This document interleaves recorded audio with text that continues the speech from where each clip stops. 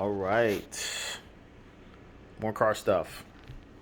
So what we have here is an RB26 turbo manifold, T4 flange, twin scroll, and twin wastegate dumps going into a single. So I do not know how they welded this thing. I want to say it was MIG welded or something along those lines, because you can see these are the actual welds. This is only to make it look pretty. You pretty much see it all over the place. Looks really nice. I mean, you got a few spots that don't really look that good. Got plenty of clearance in most cases for the studs, except for here is going to be a challenge.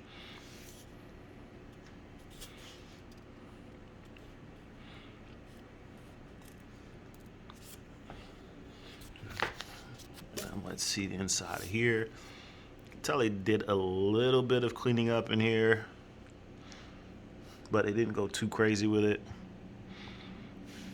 Of course, the inside was welded at some point and they ground it down.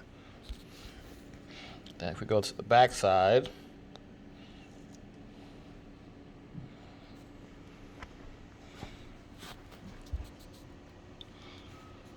not bad at all.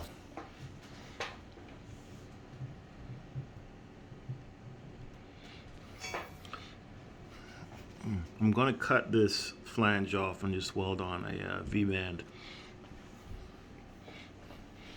But this is that really heavy duty 3mm thick or schedule 40 piping that they use to make a lot of these manifolds. This one I really just don't know how they did it, but I'm assuming they used a MIG welder or something first, and then they went back over it with something else to make it look pretty.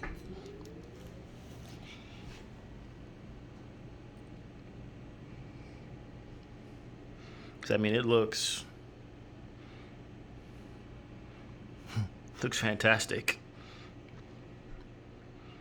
until you realize, like, oh, they didn't go all the way around, but it's properly fused in certain spots.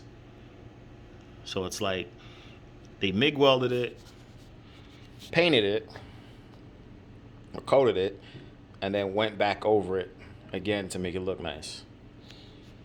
So a lot of these manifolds are in the $440, $450 range. I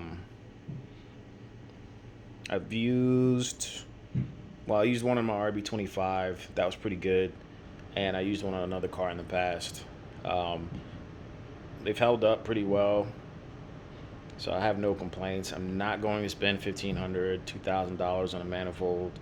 I really thought about getting the full race one, and then I realized that if I spend that much money on that item, then I'll have a lot less money to spend on other items. So I'll spend that money on paint, sandpaper, air compressor, a bunch of goodies that I'll need for the car. Once again,